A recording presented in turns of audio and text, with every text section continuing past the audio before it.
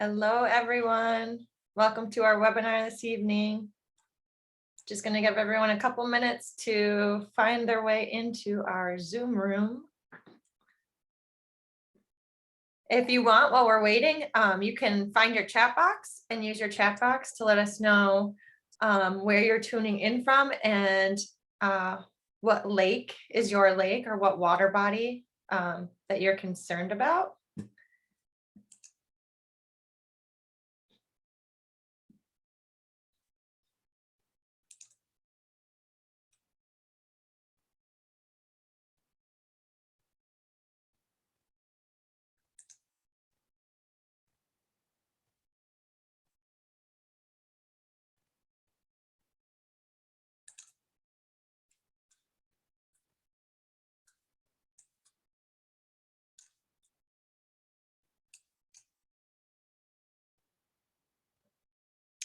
So we've got Carl Donders, Moon Lake. Where's everybody else from?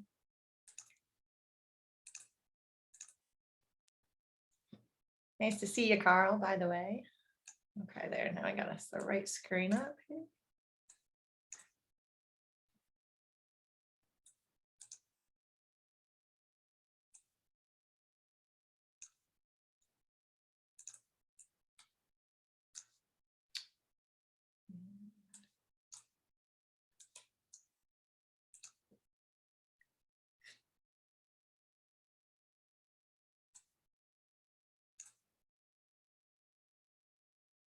Okay, so thumbs up if you guys can hear me okay. Nice to see you all. My name's Heidi. Most of you probably know me. I'm the program coordinator with the Indian River Lakes Conservancy. Thank you for joining us tonight for our summer science series virtually. We are doing some of our summer science series in person and some is virtual this year. And I want to thank our partners in bringing this to you. We have SLELO Prism, and I'll let Brittany explain her organization when she comes on. We also have the New York State DEC with us tonight.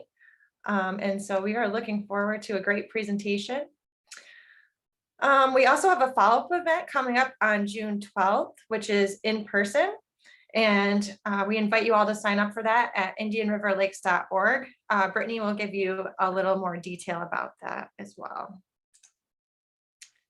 So this event is part of New York's Invasive Species Awareness Week, also known as ISAW, which is a statewide invasive species education and outreach effort aimed to empower the public to take action to prevent the introduction and spread of invasive plants and animals. You can learn more at www.newyorkisaw.org. Our speakers will showcase what lake associations and waterfront property owners need to know to recognize and manage aquatic invasive species that you might encounter at your dock or along your shoreline.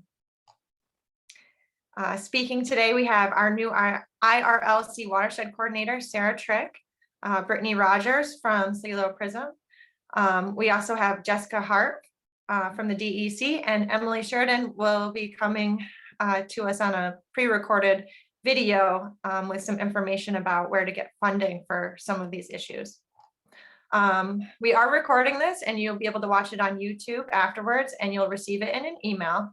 And other housekeeping is that we will be having question and answer period at the end. So try to remember your questions so that you can join in part of the discussion at the end of the presentation. So also the Indian River Lakes Conservancy is a donor-supported land trust and preserve in the Indian River Lakes region of New York. You can find out more about us at indianriverlakes.org, and you can become a member or donate if you like what you see tonight and want to support the work that we do. So without further ado, Brittany will be introducing watersheds.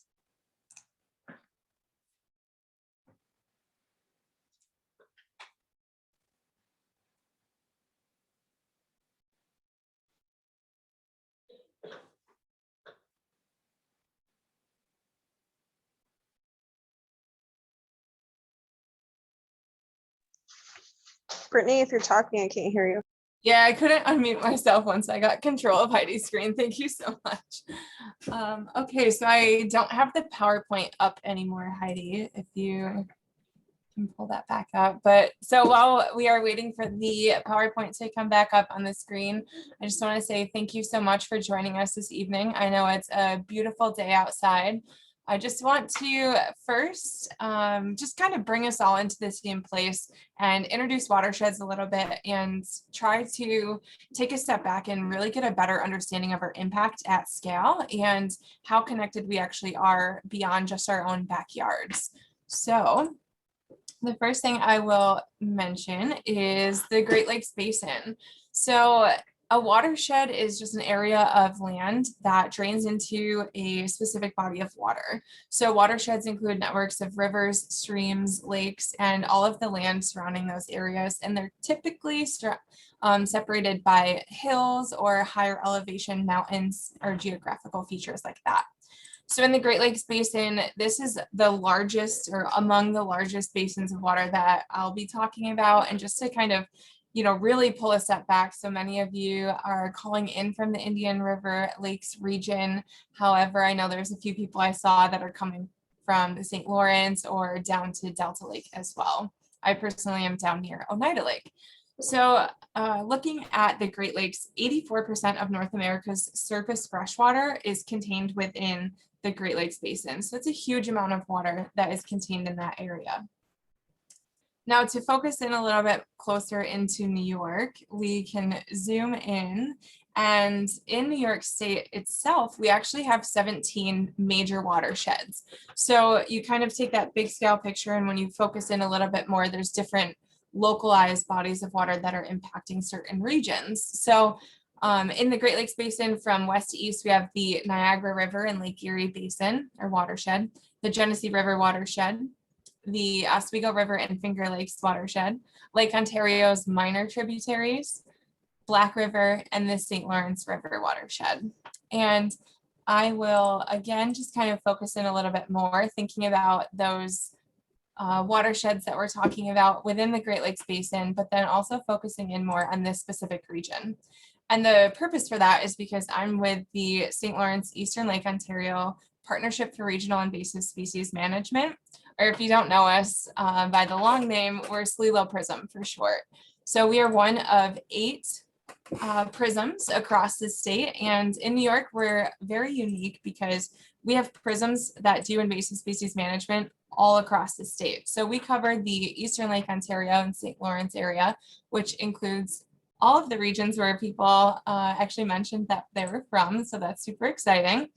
And the mission of the SLELO PRISM is to protect native biodiversity and freshwater resources through a collaborative approach to invasive species management, which is why we're all here today.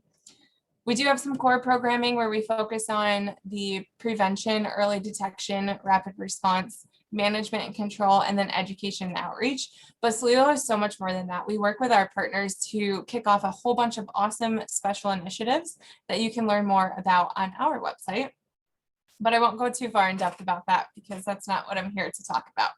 So in the SLELO PRISM, we have multiple partners that we collaborate with and work really closely with. And that's why we're so excited to be able to be on this webinar with all of you with the Indian River Lakes Conservancy. So thank you so much again for inviting us. So here in SLELO PRISM, I've included the boundary of the area that we primarily work in, and I just want to kind of refocus back here again. So within the SLELO PRISM, we actually have 18 watersheds that primarily make up our area. And the interesting thing is if you look in our southern region, we actually have watersheds that are part of the Mid-Atlantic region. So not the Great Lakes Basin, but the Mid-Atlantic. And that's connected through the Upper Susquehanna and Chenango watersheds. So we'll continue drawing north a little bit more and really focus in the rest of this presentation today on the Indian River Lakes region. So this is super important to many of you, and I know some of you might not have known how much of the area that your watershed is actually located in and how connected you are to, say, Lake Bonaparte or Black Lake or different areas in the northern New York region. So while we continue to talk today about watersheds and about the importance of you being a part of this webinar, we're just excited to zoom out to the St. Lawrence River watershed, and then of course across New York State and the rest of our region to the Great Lakes Basin as well. So I hope that this brief intro was helpful for you, and thank you so much again for joining us this evening.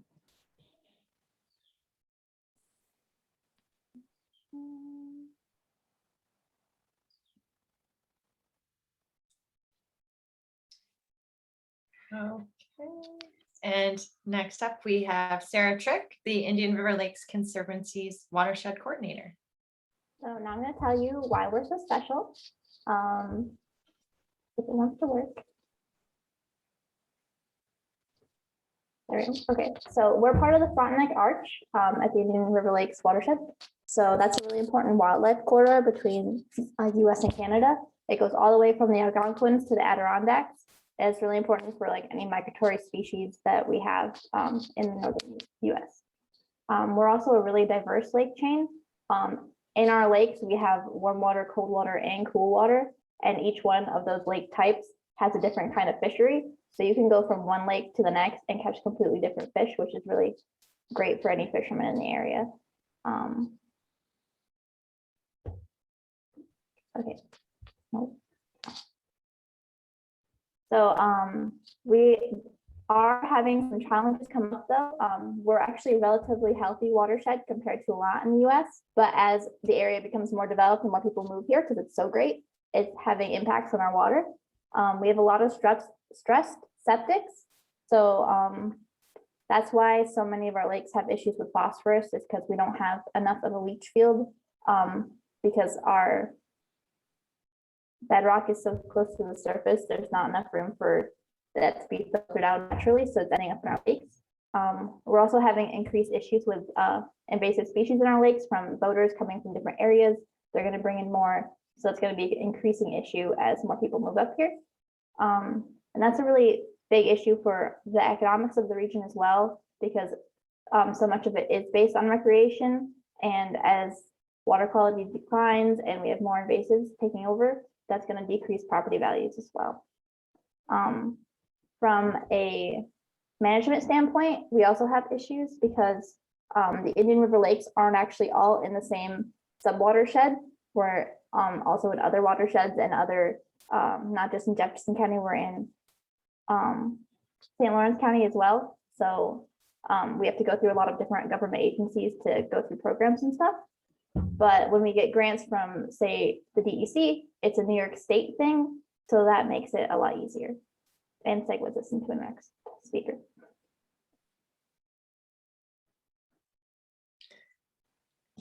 Thank you, Sarah, for that overview. And Emily Sheridan, actually, it was her birthday tonight, so she was nice enough to present us ahead of time with some really great information on funding. So I am going to, and if anybody wants to, there will be a worksheet that goes out with some information afterwards if you're interested in some of these different programs. But also, if anybody wants to get in touch with Emily, we can put you in touch with Emily as well. So.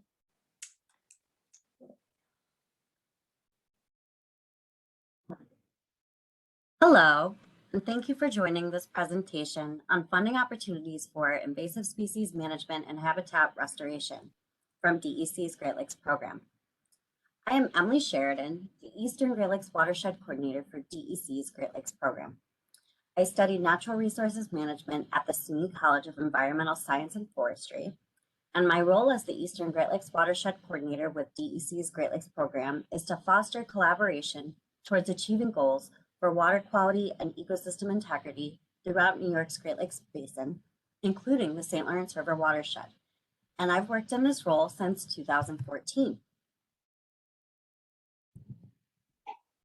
Our Great Lakes program work is guided by New York's Great Lakes Action Agenda, which is an integrated action plan that advances goals for water quality, natural resources, and invasive species management, resiliency, sustainability, and recreation in New York's Great Lakes Basin.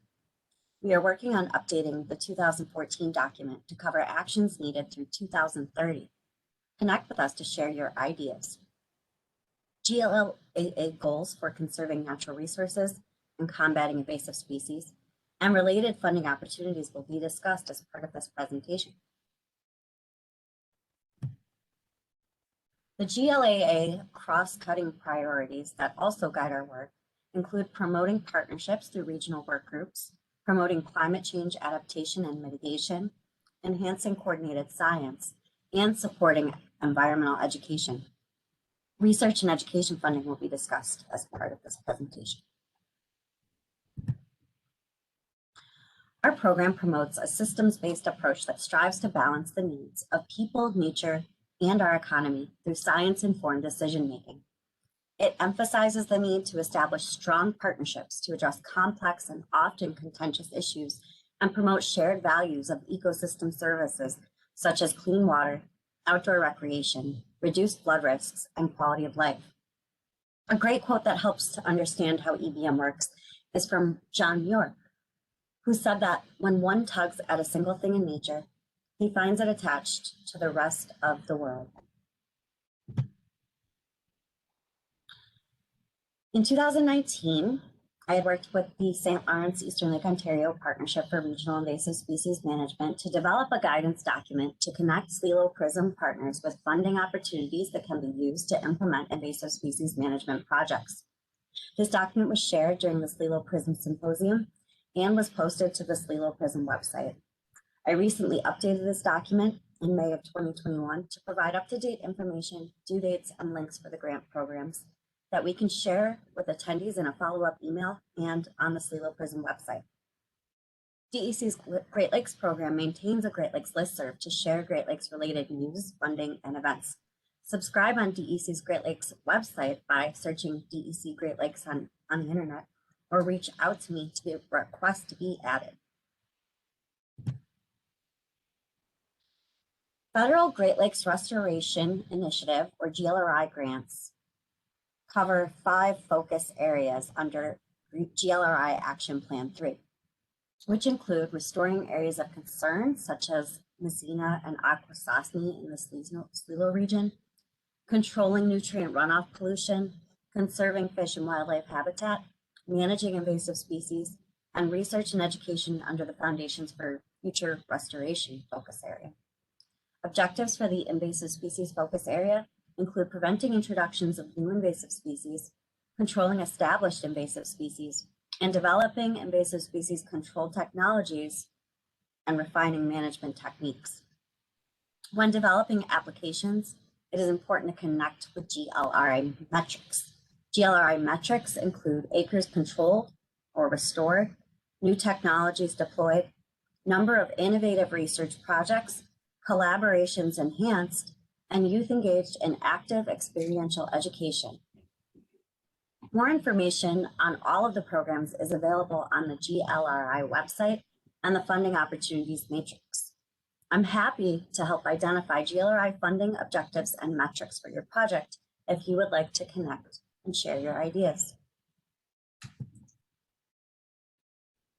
Federal grants currently available from grants.gov are the U.S. Fish and Wildlife Service Joint Venture Habitat Restoration Grants that fund projects in the Upper Mississippi and Lower Great Lakes for long-term restoration, protection, and enhancement of fish and wildlife habitats, with a focus on migratory birds such as Great Lakes piping plover, Henslow's sparrow, wood thrush, and scarlet tanagers.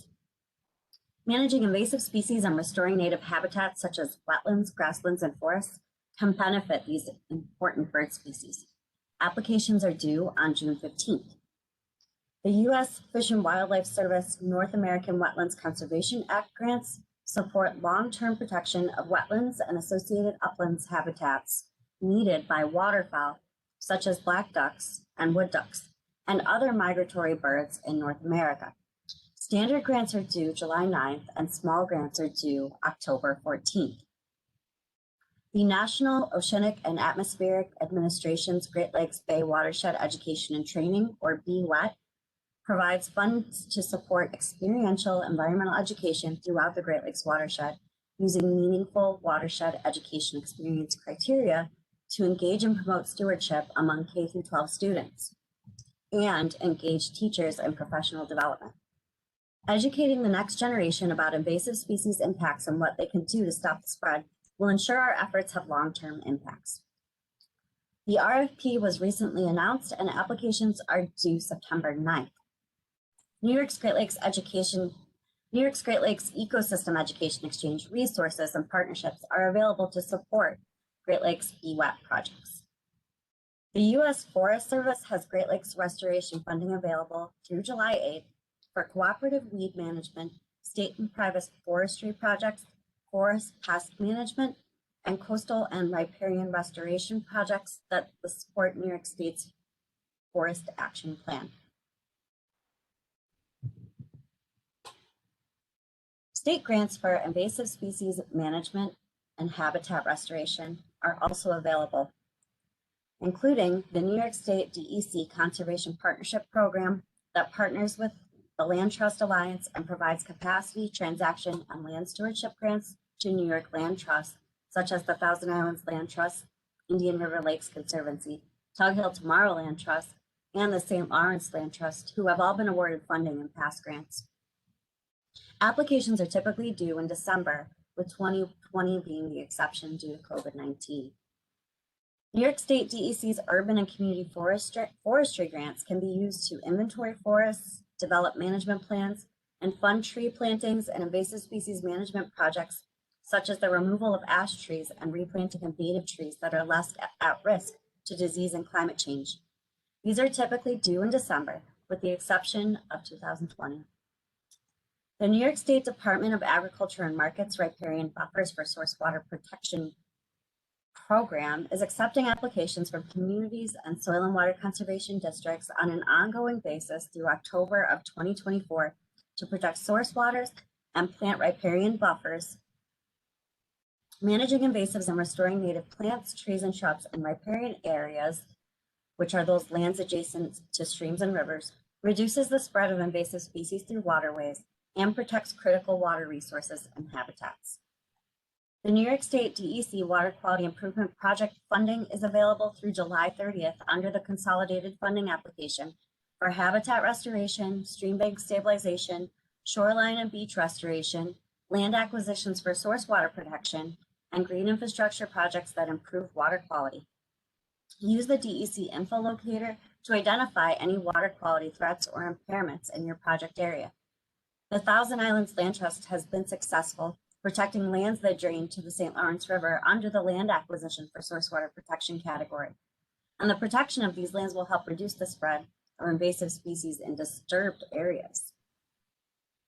The New York State Office of Parks, Recreation, and Historic Preservation offers parks preservation and heritage grants that can be used to improve public access, rehabilitate or restore lands, or acquire parklands.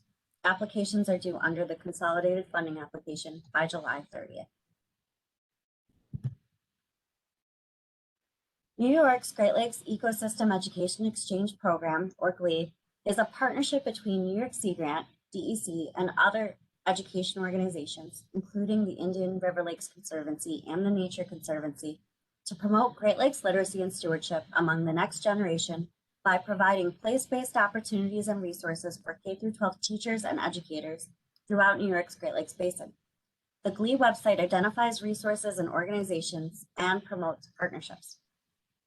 We updated the GLE website to include funding opportunities for educators. There are currently no funding opportunities open, but if you have project ideas and are looking for funding, let me know and I'll keep an eye out for you.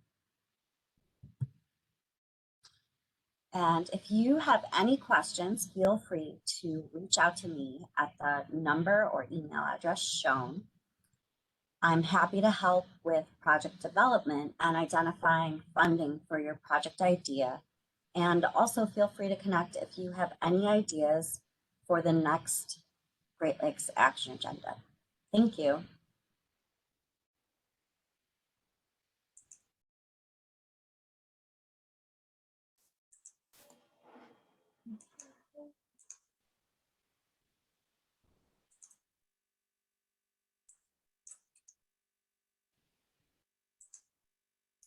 No, thank you to Emily. Hello, and thank you for joining this You got this. presentation on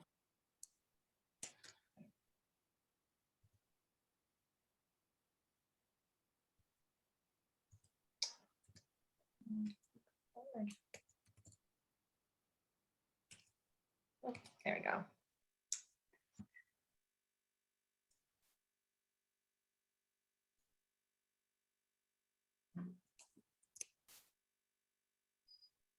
All right, bear with me for 1 second, guys.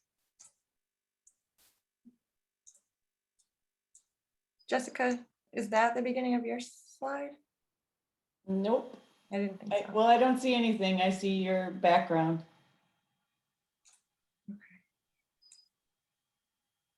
So the screen is bare? Well, I see your background. It looks like one of the Indian River Lakes, maybe. Oh, Heidi, look for Emily's contact info and then Jessica's right after. okay, but are you not seeing my share screen? Hold No, on. you gotta. Hold on 1 second. Sorry, everybody, just bear with me. Doo, doo, doo.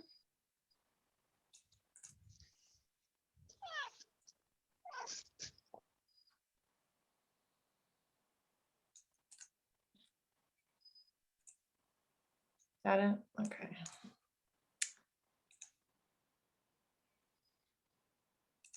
That's it. Okay. Sorry about that. So thank you, Jessica Jessica's also from the DEC, and she'll be talking about permitting. So thanks for being with us, Jessica, and thanks everybody for bearing with our technical difficulties and fun that we always seem to encounter, but thank you. Yes. Jessica. So thank you, Heidi. I'm Jessica Hart, as she said. I get to talk about everyone's favorite part of the evening, permits. Okay, probably not.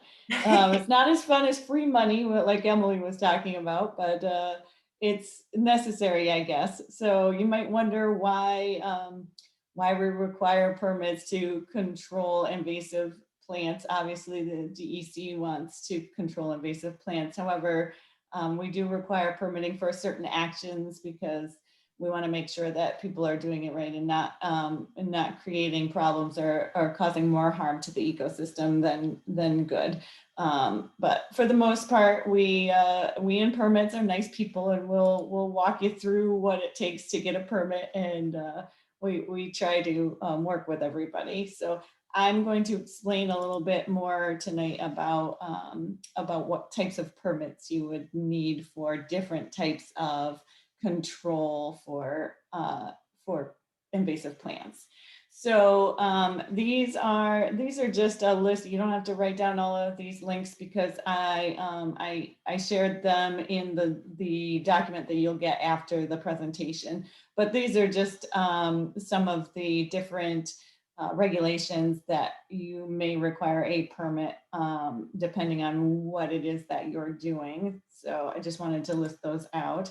And this is a list of things that I'm not going to talk about. And the only reason I'm mentioning that is these are other possible things that you might need depending on what type of project you're doing.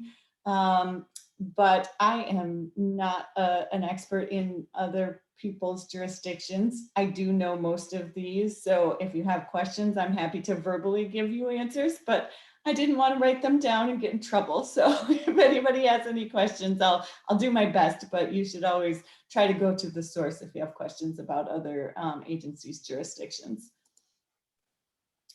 Okay, so I'll start with hand pulling or cutting. That's a pretty easy method or simple method, I'll say. It's not easy, it's a lot of work, but it's a simple method for controlling invasive species. And generally you don't need a permit unless you are in a state regulated wetland or the 100-foot adjacent area, which is also regulated of a state regulated wetland. Now, how would you know if your area is in a state regulated wetland? You can look on the environmental resource mapper. That's online, and it has all of you would have to turn on the layer for the state regulated wetlands.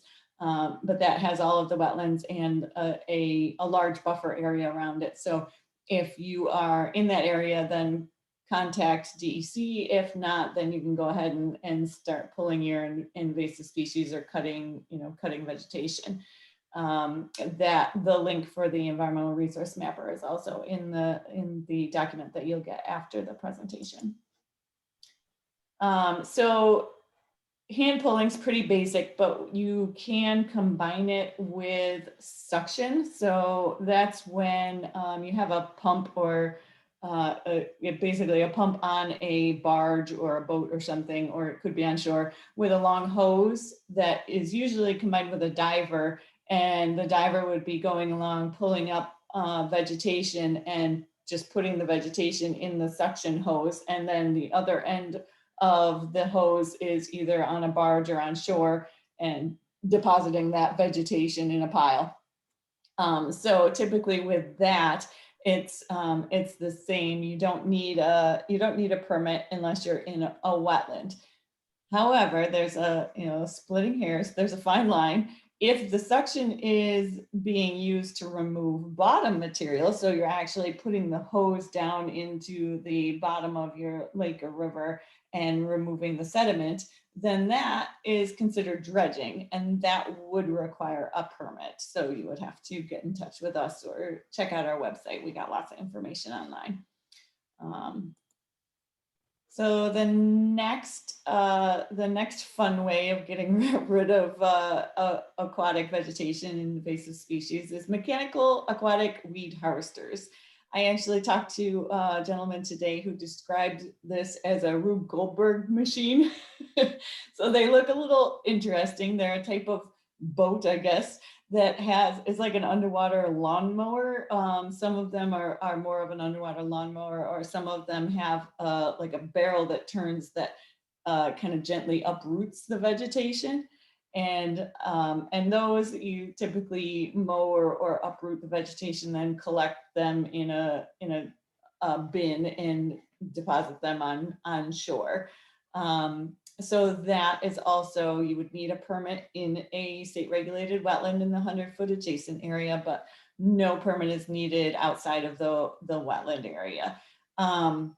You could, depending on what you wanted to do with the actual vegetation that you're disposing of, if you wanted to reuse that as compost or fertilizer or something like that, if you have a really large project and have a lot of vegetation, you may need a case specific beneficial use determination. That's the BUD or BUD.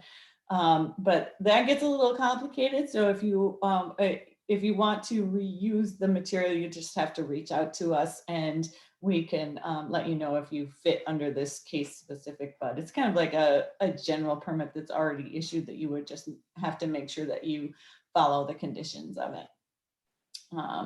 And then, so another line in the sand that we make is if the mechanical aquatic weed harvester is actually like a rake. I've seen them with like big teeth that kind of like dig in under the roots and kind of take some of the substrate and the roots of vegetation. Or if it's really just like a backhoe on a boat or something like that, then you're actually removing the bed of the water body, and that's considered dredging again. So that would require a permit, whether you're in a wetland or pretty much any water body that you'd be removing vegetation from. And then just your basic dredging, where you have a backhoe on a barge, or suction dredging. Any of those dredging does require a permit pretty much anywhere you would be dredging. And then for the spoil disposal, you could require either a case specific BUD and or 401 water quality certification. And then benthic mats are another method for controlling aquatic invasive species or aquatic plants in general. So a benthic mat is basically a material, and I've seen all kinds of different things used, that you would spread on the bottom of your water body to prevent vegetation from growing. So it's kind of like the weed blocker that you would use in your flower bed or whatever. But I've seen people use rugs. I've seen people use all kinds of crazy things. Typically, it is not jurisdictional unless you're in a wetland or a wetland adjacent area. However, whatever you're using to anchor the benthic mat could be jurisdictional, because we do regulate fill that goes into water bodies. So if you're using large rocks or blocks of concrete, or I've seen people try to use like old engines out of cars, or all kinds of anything heavy people will try to use. So those things are actually regulated. So if you're going to use something like that, then you would need a permit for that. But you can use, I've seen kind of pre-made things that are like PVC filled with sand or something, or bent rebar that just kind of pins the benthic mat to the bottom. Those would not be regulated. It'd just be if you had a large heavy object you wanted to weigh it down with, that would be regulated. And then herbicides. I don't know a ton about herbicides, but I do know that I know permits. I know that you would need an aquatic pesticide permit for applying herbicides to the surface of any water body that's an acre or more in size. And if you are going to apply herbicides in a freshwater wetland or the 100-foot adjacent area, then you would also need a wetland permit, an Article 24 permit. And then there is biological control. The one that I'm familiar with is purple loosestrife beetles. You do not need a permit from DEC to release purple loosestrife beetles. I think the general public can get those. Like you could from like USDA or something like that, but I don't know that one. I'm not familiar with that one, but I do know that you don't need anything from us to do it. There may be others. I know they were working on like a moth that would control the pale swallowwort, stuff like that. So there may be others, but you don't need a permit from DEC for that, as far as I know. And then this is just a slide to give you an idea of what kind of information you could get on the environmental resource mapper. This is the area with the wetlands layer turned on, but there's all kinds of other information. So this is showing the light green is wetlands and the darker green is the buffer around the wetlands. So if your water body or the place where you want to control aquatic vegetation is in one of those areas, then you may very well need a permit for that. And that is all I have today. So I guess we're saving questions for the end. So you don't have to listen to any more about permits. Yay. Thank you, Jessica. It's very important though. It's there for a reason. It is. That's true. Okay. So next we have Brittany up again to go over some of the different invasives you might encounter. Thank you, Heidi, and thank you, Jessica, too, for coming on. I know a lot of people get questions about permitting, and it's nice to be able to have a face to know who's on the other end of those all the time. So thank you. So I'm going to talk about invasive species knowledge and a little bit more about Salillo Prism, but I'm not going to do as much ID introductions as I was originally planning, and I'll explain why in a few minutes. But I just want to make sure that the reason, so I talked about earlier, thinking about your impact at scale, how you can impact a greater area, and now why your efforts are important to us and why they're impactful beyond your backyard as well. So I have control. Hopefully everything works out perfect. Okay, so the first thing I'm going to talk about is the the way that we prioritize our work in the SLILO Prism is changing, and it has been changing over time. So previously we were prioritizing on certain target species, but over the past few years, we've worked really hard to transition to this new tiered species focus. And this is allowing us to better focus in our work on the invasive species that are just introduced to our region. So tier 2 species, their populations are in really low abundance, and there are potentially suitable treatment methods or work that we can do to at least control them and work to slow their spread or stop them. So we have tier 2 species. Tier 3 species means that they're a little bit more widespread, and there's more management happening to suppress the populations.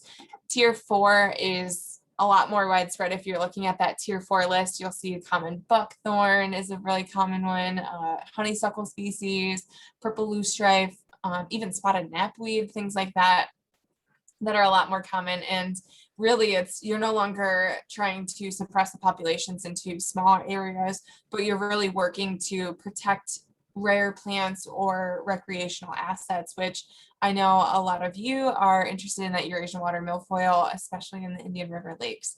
Now, I skipped over tier 1, and the reason for that was those are actually species that are not known to be in the SLILO region at all, and we really want to keep it that way. So we're working really hard to protect our assets and keep as many invasives out and not allow new introductions, which is part of why we have some of these different initiatives like our watercraft inspection steward program, which hopefully some of you have encountered stewards in your experiences or time out on the water.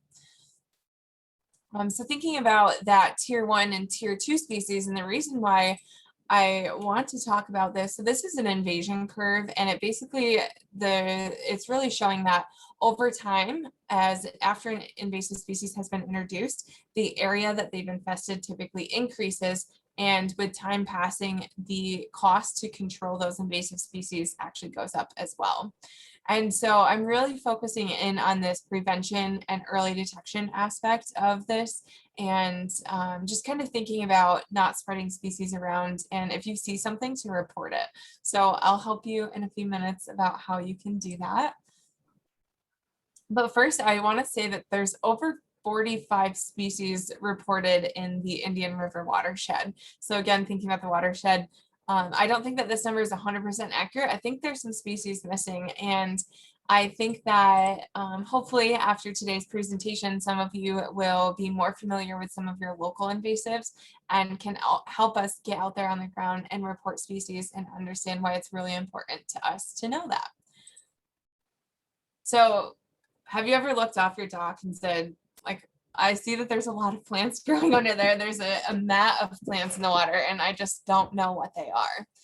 Well, luckily for you all, we've done the dirty work for you, because that little bit of stress about trying to figure out what all of that stuff is can be a lot easier for you. Like I said, we've done the dirty work. We go out there, we've done surveys, we do a lot of rake tosses, and we go through all the plants, and we're working to survey a lot of the priority conservation areas that SLILO works in. So unfortunately, that's not every Indian River water or lake in the watershed. So I just want to, put that pause there, that we're not able to survey everything, but there are areas that we have surveyed and do know what species are present. So you might be able to reference that and learn more about what's in the area. So with that, I will say this weekend, we have a super awesome program that we've prepared. We have, I think, 22-ish species that my colleague Robert, who was in the last photos, the muddy one, my colleague Robert and I have gone out and collected a bunch of plant species and some other interesting stuff for you guys to come visit us this weekend on Saturday at Butterfield Lake Boat Launch. We'll have our 10 watercraft inspection stewards from the SLILO Prism and Thousand Islands Land Trust co-administering our program. So we'll have our stewards out there, and we will be doing some sessions to get you hands-on and actually be able to look at plants up close. And we have a bunch of information about how to identify all of those plants, so we can give you a really good introduction. And then Megan Pistoles, our outreach coordinator, will be out on the water with Sarah and doing some kayaking, canoeing, and looking underwater and starting to get a better idea of what all of that is. So please join us if you haven't already registered. It will be a fun, COVID compliant and safe event, and it's all outdoors. We're spread out. The weather looks beautiful. I don't know if anyone's looked at your weekend yet, but it's also part of our New York Invasive Species Awareness Week. So if you want to join us, you can register for that. Okay, so I'm a huge plant nerd. If you come on Saturday, you'll totally see that completely. And there are so many apps that can help you also become a plant nerd with me. So one of the ones that I'm going to mention is something called Seek. And it is an app where you can open the app and open the camera, and you can scan a plant, insect, amphibian, fish, all of that stuff. And it can help you identify stuff. And it also keeps a log of everything you've identified. And one of the cool things about this app is that it's also part of a citizen science program. So the data that you're collecting is being used for science to get a better understanding of the distribution of species. So that's super cool. I highly recommend downloading the app. It's called Seek by iNaturalist. And I think we'll be sending links in the follow-up for that as well. And then the next app that I'm going to talk about is iNaturalist. Naturally, it's connected to Seek. And so this is more of an online tool. They also have the app as well.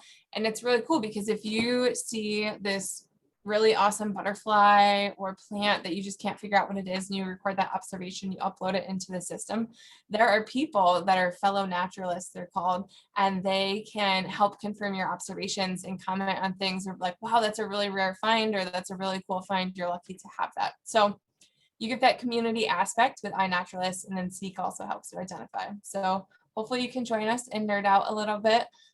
We do have a SLELO Prism project in iNaturalist if you want to participate in that. Oh, sorry, I guess I didn't mean to open this, and I'm not a Mac user, so hold on one second. Oh,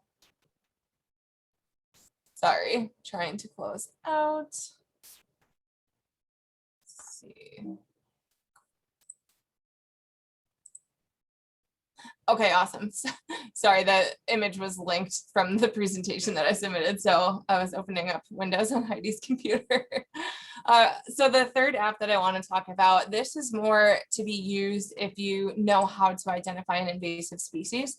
And I'm going to give a few reasons why IMAP Invasives is really important, because you can go out in your backyard. If you know of an invasive species that you see or off your dock, you can take photos of it and report it into this huge online database. So you're thinking, what exactly is IMAP Invasives? I'm not completely familiar. So it's a collaborative GIS-based online tool for invasive species management. And professionals use this, citizen scientists or community scientists can use this, students use this, pretty much everyone and anyone that has access to either a smartphone or the internet. So all of you on our webinar can also utilize IMAP Invasives. And you can use this not only to become a first detector, so learning about invasive species in your area and reporting them. You can monitor species in your own backyard. You can help natural resource professionals like myself, or Megan, Heidi, Sarah, Jessica, Emily, I can name off all the presenters. We all use IMAP Invasives. And also you can look at what is in your region. So you can search the database to see what invasive species have been reported in areas around you. And that can help you further learn about some of the invasives in your region too. So you can help, if you see them, try to remove them or manage them based on the best management practices for those species. So it's a really cool tool and opportunity in New York State that we are very fortunate to have. And I just want to quickly mention, so IMAP Invasives is actually through the New York State Environmental Protection Fund, and it is overseen by a partnership between the Natural Heritage Program and New York State DEC and SUNY ESF. So it's a really good opportunity to participate in something, again, thinking about your impact beyond yourself. So your backyard, your neighborhood, your watershed, or IMAP Invasives is actually used across North America and up into Canada as well. One of the things that's really important about IMAP Invasives is images. So we use that for Seek, iNaturalist, and IMAP Invasives. And so images are super important. So just some quick tips for this. You might not know this like what this invasive species is on your screen. It's a Asian jumping worm. And if you can look at these images, you can see that they're very clear, they're up close, you're using a hand for scale or different things, and it's easy to identify that. And so IMAP invasives, we confirm records. So if you report that you found something, we can look at those images and say, yep, definitely found it, this is it. Or if you submit images like this of HWA, this is not as easy to identify. So hemlock woolly doughed is an invasive insect that impacts our native eastern hemlock trees, which also nerd out about hemlocks. They're really cool trees and they are really important for water resources. But so they create these little white woolly masses at the base of needles. And when you submit a photo of invasive species, we use the images, like I said, to confirm your observations. And sometimes it's really difficult to see what's in the photos and be able to actually confirm that. So really important to take those clear up close photos, just make sure that they're focused on whatever it is. So the insect, the branch, the leaf, things like that. So awesome, thank you. And now the online database of IMAP invasives, I'm going to show you some ways that now that it's been around since 2011, that it has been helpful to us. So I'm going to focus in on the Eastern Lake Ontario area because we have a lot of really good historical records here. And as a professional, we do use the historical records in IMAP invasives to help us understand the distribution, the spread, the management, all of that of invasives. So I'm going to show you two screenshots of Lakeview Wildlife Management Area on the left and the Salmon River and Grindstone Creek on the right. And so this is 2011. These were the reports of water chestnut specifically. This is the only invasive I'm showing is water chestnut. 2013, you can see another survey happened where more people went out and started reporting other areas where they were seeing water chestnut. And this is 2019 where you can see even more spread. So let me just go back one and just kind of show you. So 2013, you see a lot of points. And then 2019, we started seeing bigger beds, more areas that were covered in water chestnut. We've been doing a lot of effort to manage water chestnut in these regions. And so one of the really awesome resources that I personally find very helpful for us is that if we're managing anything, like if you're managing your Asian water milfoil or you've done any of that permitting, applied for any permits to manage any plant species, if you report your treatments into IMAP, we can then see that information and share and utilize what has been successful and what areas there's been treatments. So you know, thinking about water chestnut, it's not in most of, or actually I don't think in any of the Indian River lakes. So you guys are pretty fortunate for that. There was a report last year in Black Lake. However, we've been unable to confirm a population, but there's a really big population on the Oswegatchie River. So just offhand off the cuff about water chestnut. But anyway, so the treatment records are really, really important for us. So there's a couple different ways that you can use IMAP invasives. There's a mobile app or there's this online version. So you can just go to imapinvasives.org and use that. And this is Megan leading a couple different trainings out in nature. So you can get out in nature and utilize these apps and it's really beneficial. And there's just an individual app that you can download as well. So rather than going to a web page, you can download the app and do reports. And so from the professional perspective, there's a million different ways that we utilize the IMAP invasives tools. I'm just going to mention two of them really quickly. So we do a lot of hemlock woolly doughed or forest pest surveys. So we go out and we're able to work with the IMAP invasives team who's created a survey specifically for us to use. And we can report if we've seen hemlock woolly doughed. So that's one way that we use it. All of our data of either detecting or not detecting invasive pests, that all goes into IMAP invasive, so you can see that information. And then also from the aquatic component, since I love the water so much, we also have this simple aquatic survey for professionals, but our local community scientists or any of you online can use this as well. And so this is used to report aquatic plant species, both native and invasives. So if you come on Saturday and you're like, I really want to do a full plant survey on my lake, I can hook you up and get you connected to SAS Pro. And again, all of that information goes into IMAP invasives. And the cool thing is too, that we also as professionals take photos of the species that we're finding. So you also could get access to those resources. So this is just kind of talking about some of the different ways that we also use the IMAP invasives tools for treatment records and management of our lands. So if any of you are part of like associations or other groups and want to learn more, please let me know and I will connect you. So I do want to try to kind of close out. I know I'm reaching the end of my time to share with you, and I just want to share some final messages about why it is important to continue joining these webinars, to going to those hands-on trainings, to hanging out with us while you eat dinner, or you know, just relax on the couch and throw us on the TV and just kind of listen in, tune in. You know, we find that it's really important to have people participating in different programs like SEEK, iNaturalist, IMAP invasives, volunteering with IRLC, volunteering with the Salilo Prism, and participating in the programs. You're also helping research, you're helping professionals, and a lot of the programs are funded through different state programs, and we need the assistance of volunteers because we just can't manage or do everything on our own.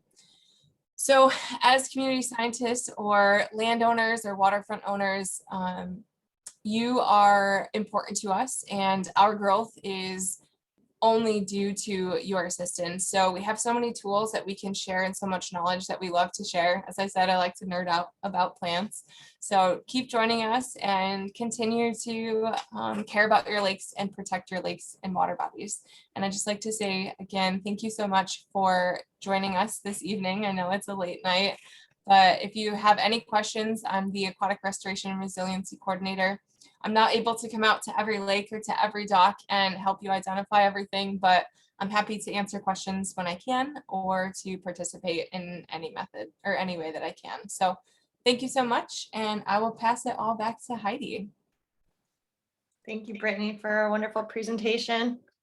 And yes, you guys should take advantage of Brittany being at Butterfield Lake on Saturday. So if you have questions and want to see the plants in person, that's just a really great opportunity. And it's going to be fun to be out on the lake. So you should join us.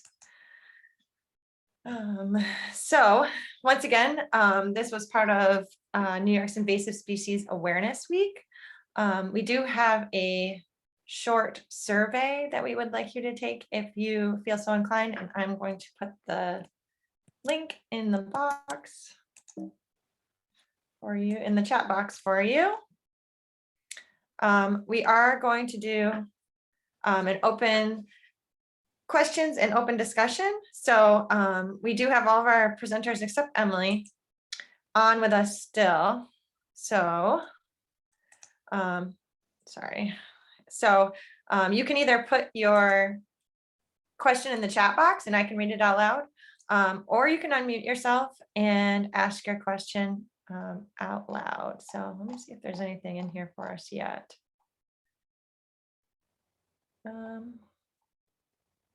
I see I have Pleasant Lake on the line. Snowbird Lake Association and Forest Port is on the line. Okay. So I'm just going to exit from our sharing of the screen. Okay. So there, I can see everybody now. So if any of our participants on the line have any questions about particular dock or shoreline invaders, how to deal with them, any questions about the permitting process and what to do, if anybody has any stories or comments that they would like to share about things that they're dealing with on their lake, you can feel free to do that as well. So many, this is Kathy Kwasniewski at Snowbird Lake in Forestport. So we're at the very, very bottom of the SLL, the Salilo. But I had taken a training from APIPP and then done a survey of Forestport Reservoir and found Eurasian milfoil and variable leaf milfoil. And then, of course, the APIPP didn't have jurisdiction of Forestport because we're part of SLILO. And I contacted whoever was there at that time, and I just didn't get any help in how to deal with the Eurasian milfoil. So what I did was I did get signs and post them at all the boat launches on that reservoir that there was an invasive species in there and please wash your boat. And I contacted Cayuta Lake because they're attached and they did the same thing. I got them signs and they posted signs but we've never done anything to get rid of the Eurasian milfoil, and I don't put my boat in there anymore because I know it's there and I can see it getting bigger. But I don't know if we should be doing something. Yeah, we also have Eurasian water milfoil up in the Indian River Lakes region. I don't know, Brittany, do you want to talk a little bit about the Eurasian water milfoil? Yeah, so unfortunately, this is one of our majorly widespread invasive species in not only the SLILO region, but all of New York State. There's a decent amount of the Adirondack lakes that don't have it still. So we're working really hard to continue protecting them as well and, slowing that spread. But yeah, Eurasian water milfoil is one that spreads by plant fragmentation. So if motorboats are hitting the plants, they can spread it. I would say, don't feel so hesitated that you can no longer use the water body because it's present.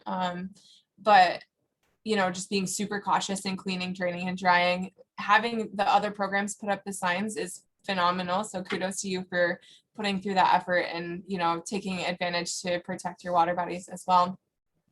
There are a variety of different methods to manage Eurasian water milfoil. You can use the benthic mats. There is the suction where you can have divers go down and do suctioning where they're pulling out all the fragments so that, Jessica actually was talking about the mechanical harvesters, so like mowing the water. Unfortunately, if you're not getting all of that mowed material out, you might be spreading it to other parts. But I know that, I don't know how much IRLC can talk about it, but there is research trying to work with a biocontrol species as well. So maybe that's something that might be available in the future. I know it's not available just yet. It's very difficult to rear insects, unfortunately, but yeah, I think we have some resources. I think Megan is on, and Megan, if you want to make a note to include I'm page, yeah, I'm here. perfect. Yeah, thanks, Megan. So if you want to include that, And I was also going to add that as a lake association, you should be able to apply for some of the grants that Emily mentioned, and there will be a document with the organizations that she mentioned, the grant opportunities that she mentioned, and lots more. So you could just look into those things and apply for them, the ones that align with our lake our lake does not have it. I've been really strongly educating people on our lake. We don't have motors on our lake, which makes it a lot easier. It's a private lake. And so I educate as much as I can, clean, drain, dry, help people to tell their, guests and stuff to be careful where their boat's been and clean, drain, dry before you put it in our lake. We have a small lake with no motors. Okay. I guess I misunderstood. Reservoir is a more of a public area, and they have a lot of fishing, and they have a lot of people putting motorboats in there and jet skis and stuff like that. And I don't have any contacts really. I tried putting a note in the local, cafe, if anybody wanted to help try and do something, and nobody was interested.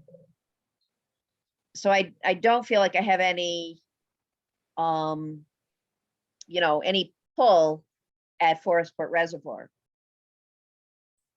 Well, that's good to know. I don't think Megan and I had that on our radar either. So that's a good addition. So thank you for that. I think I had put it in IMAP invasives, but I think it was 2003 or 4. So it was a long, long time ago. Yeah, and unfortunately, Eurasian water milfoil is so widespread that it probably didn't ding any set up any major alarms or Yeah, anything. right. It did for Yeah. me when I saw it. It was like, Yeah. oh my God, that's it. Yeah. So things like that, like, because it is so widespread, it would have to be up to the lake association or the waterfront property owners of that water body to manage it.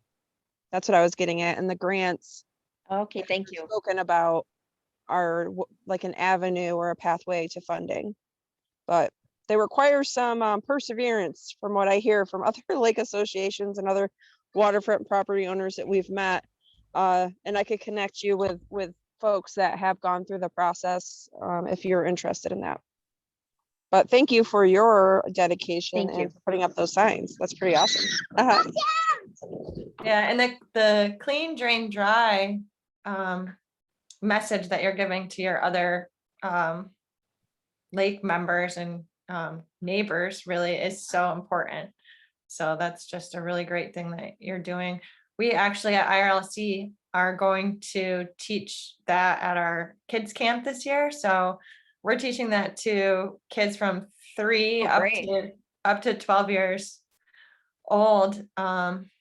You know, it's kind of like recycling, right? Like kids half the time are the ones that are telling the parents that you have to do you have to do this because I learned it at school, because we put such an effort into teaching the next generation some of these messages that we didn't really hear when we were younger. So yeah, that's very heartening and fantastic to hear that you're trying to get the message out. And I'm sure that SLELO has like if you needed paper brochures or anything, I'm sure that they could hook you up with some stuff for that. Definitely. Yeah, I'd like I'll to be get sure to some more include 'em. brochures for our annual picnic to hand out to our Mhm. our lot owners. Thank you. Definitely. Yeah, I'll note that. I have your email because of the registration. So I'll bunny ear your name and I'll send you some resources. Great. I I can get to send you printed Watertown copies. fairly frequently because I got grandkids there. Oh, okay. Yeah, I just So I live in can Black pick River. them up. We'll talk offline. I'll definitely get you whatever it is that you need. Great, thank you. Thank you for sharing. Does anybody else have any questions, or would anyone like to add to the discussion of what you might be dealing with on your lake as far as invasive species and things that are working, things that are not working? Open to any comments that anyone might have or questions. Well, And if you can nobody else has, oh, go ahead. I was just going to say, you can also use the chat box too if you're feeling shy, but yeah, go ahead. We have non-invasive species that are starting to clog our way into a river. Burr reed, I know, is a very good thing to have, but it's getting to be that, you know, there's so much of it. I'm wondering if we can just get some of it out of there. Like hand harvest it. We're kind of hesitant to do anything, but Brittany, do you want to comment on that too? And I don't know if Jessica maybe has a Yeah, I was comment. gonna say, I just don't know the permitting needs for that, so, Yeah, I can address the permitting, sure. As long as you're not in a state regulated wetland or the adjacent area to a state regulated wetland, which you can check that on the environmental resource mapper online, then you can go ahead and hand pull the burreed or cut them either way, and you don't need a permit for that. okay, thank you. Yep.